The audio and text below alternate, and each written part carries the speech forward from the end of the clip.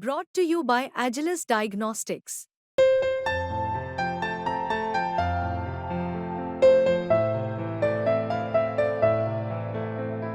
Agilus Diagnostics. आम आदमी party के सांसद संजय सिंह हैं हमारे साथ बातचीत करने के लिए। हाथरस हादसे को लेकर आम आदमी पार्टी किस तरह से पूरे मामले को देख रही है? देखिए, ये अगर आप देखेंगे सिर्फ हाथरस का मामला नहीं है। पूरे देश में जिस तरह से बाबा बाजार विकसित हो रहा है, अनियंत्रित तरीके से धर्म के नाम पे धंधा चल रहा है, इस पर रोक कब लगेगी? अंधविश्वास का प्रचार कराओ, हजारों हजार लाखों लाख की भीड़ इकट्ठा करो, उस पर न प्रशासन की कोई रोक है, न शासन की कोई रोक है। भाई, आप यही दिल्ली में देखते हैं, अगर हम लोगों के 100 लोग भी ज्यादा हो जाते हैं, प्रशासन लाठियां मार के हमें जेल में बंद कर देता है।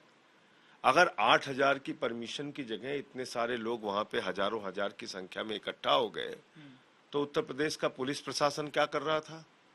जिला प्रशासन क्या कर रहा था? एम्बुलेंस आदि की व्यवस्था वहां पे क्यों नहीं थी? कैसे इतनी भीड़ अनियंत्रित हो गई? तो ये तो पूरे देश, अब आप देखिए हरियाणा में जो बाबा था, वो जब चाहता है पेरोल पे बाहर आ जाता है, पूरी की पूरी सरकार उसके सामने झुकी रहती है, चाहे हत्या करे, चाहे बलात्कार करे, चाहे लोगों को मरवाए। तो ये जो धर्म के नाम पे धंधा चल रहा है, इस पे कहीं तो रोक लगेगी, या ऐसे अनियंत्रित तरीके से चलता रहेगा? समाज के सबसे अंतिम पायदान पर बैठे हुए व्यक्ति हैं जो इस घटना में मारे गए। उनका कौन है सहारा? उनके परिवार का। तो इसलिए मुख्यमंत्री जी आज जा रहे हैं, तो मैं उनसे मांग करता हूं कि इन परिवारों के लिए पर्याप्त और उचित मुआवजा घोषित करें। उनके घाव पर, उनके इतने बड़े जख्म पर, उनके इतनी बड़ी आपदा पर कैसे वो मरहम लगा सकते हैं, इसका प्रयास करना चाहिए। और जो इसमें शामिल लोग हैं, जांच करा के उन सब के खिलाफ सख्त कार्रवाई की जाए। ये जो एफआईआर दर्ज हुई है, इसमें बताया जा रहा है कि जो बाबा है उसका नाम नहीं है।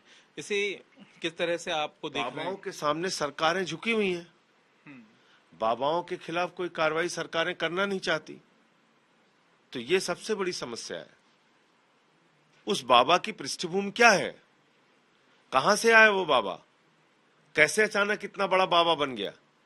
कैसे उसको पूरी छूट है कि वो जो चाहे, जितनी मर्जी चाहे उतनी भीड़ इकट्ठा करे और जो चाहे वो बोले?